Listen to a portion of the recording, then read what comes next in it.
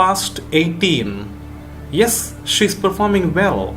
With a fixed eyes on the progress report, Sheba Miss said. In Tamil Nadu, we have the habit of calling our female teachers Miss. This Sheba Miss was the class teacher of Geeta in her 11th standard in Shyamala Higher Secondary School. Geeta had created, after joining in this new school for her higher secondary education, a very strong conviction that she didn't want to collapse any of her image, increasing BP for Veera, and finally again to wound her leg to say, "I won't do that, Daddy." She really wanted to stand to her promise she made to Veera that she would never make him feel ashamed of her. In all the subjects, Veera fixed his spectacles and sneaked a look towards the progress report which was upside down to him. Yes, seeing Veera in eye contact, said Sheba Miss, if she continues like this, she can be one of the toppers in our school when she writes 12th standard board exams. Veera turned and saw Geeta's face. She was full of smile and pride, but Veera didn't smile back or reflect his happiness in his face, which Geeta always knew. This was PTA meeting which the school was very strictly organizing in every term of the academic year, and this was the first term report, quarterly examination report. Veera met almost all the teachers of Geeta's class, but he desperately kept on meeting all the parents of her classmates as he wanted to estimate the standard and status of all her friends. By 1:30 p.m., all the parents were invited to the auditorium hall for lunch along with the students. Yes, give her some more sambar. Veera pointed Geeta's plate to the boy who was serving. Oh no, Anna, enough, said Geeta, but all her concentration was through the jolly window towards the parking lot. There was standing Velu in a humble way, folding his hands on his chest. Actually, Geeta had known that every evening, or for that matter every day she came to school, Velu would appear there no matter whatever went on there, just like protecting her in every possible way. But why must he come here today knowing that today is PTA meeting which I already have told him? Her only prayer was that Veera must not see him. And also Geeta decided that she would definitely slap Velu for creating such a panic inside her. Not a single mouth of food went down satisfactorily.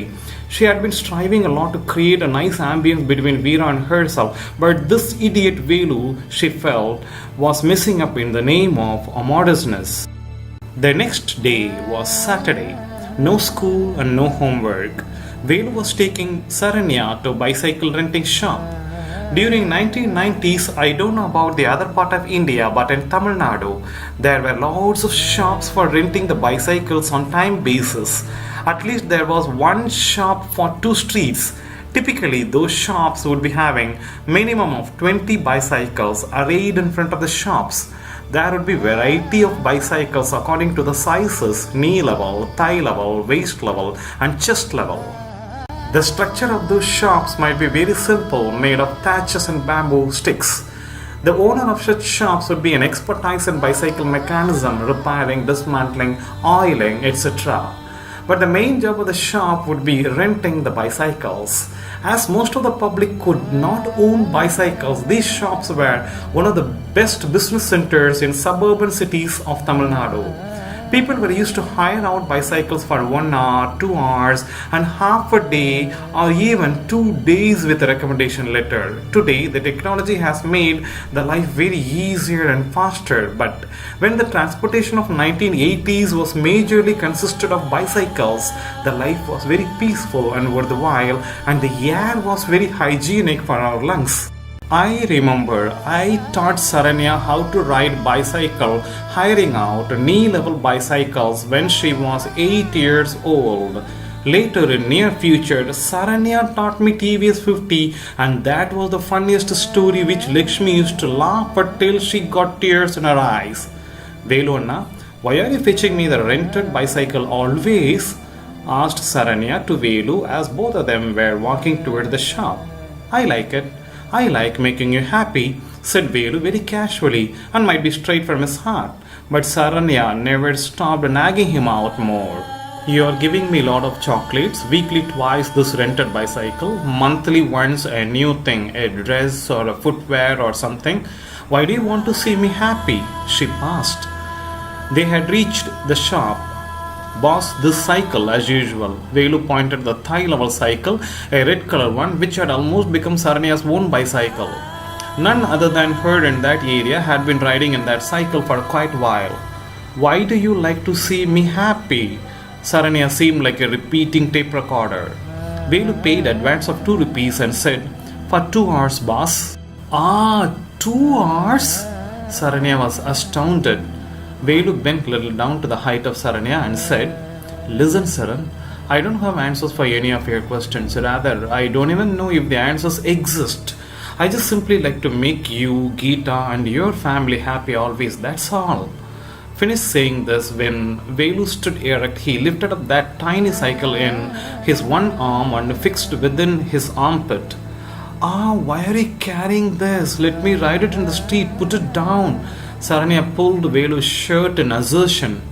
You are going to ride this cycle in your favorite spot, he said. Wow, in Masiana's terrace? Yeah, that is the safest place. Moreover, today is Saturday. I don't want you to get caught with this bicycle by your appa, said Velu, reaching Masi's house. Habba, you have amazing brain. Saranya pinched Velu's hand. That terrace was huge because the projected porch was also included up to the height of terrace level. All the guys coming to Masi's house in evening time used to play cricket in the terrace usually. That day, Masi and 2 of his friends were playing cricket in the terrace when Saranya was encircling them by her cycle along the periphery of the terrace. From the porch of the terrace, the kitchen and some part of the living room in the ground floor would be visible. Every time the guys who wanted to convey or talk to someone in the house, they would come to the porch and do it. When Saranya was doing her first round of her bicycling, she noted Geeta, Kavita and Saraswati chatting inside the kitchen. When she did the second round, she saw a male image sneaking in the kitchen. Velu Anna and Masi Anna have very strictly informed to all the guys not to enter in kitchen, illa? How come someone enters in now? If Velu Anna comes to know this, definitely he will fight. He has already done it. He always said that this house must have some decorum. No neighbors must grumble about the gathering of the guys and girls. Speaking all these to herself, Saranya completed her second round and reached the porch. This time, she made her eyes sharp and saw who he was. What? What? She stopped her bicycle, got down, and went near the parapet wall and bent a little down so that she could be 100% sure about what she witnessed. Yes, she confirmed it. Velu. Monday morning. Nowadays, Saranya was walking to her school St. Lourdes Miriam along with another girl as Geeta had joined in higher secondary far away from their neighborhood. As it was the first day of the week, those girls were wearing white shirt, white skirt, white ribbon tied in their double plait and white canvas shoes. Saranya felt somebody was walking past towards them from their back. Saran!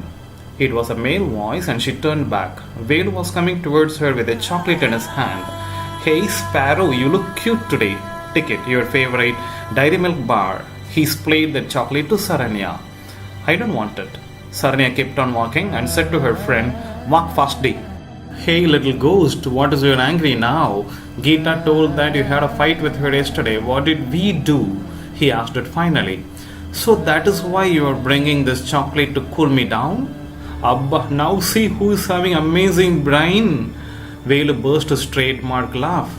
I will fight with my sister for any goddamn reason in this world and nobody including my own parents has the right to inquire about it, understand? She kept on walking, never seeing his face. Oh, wait.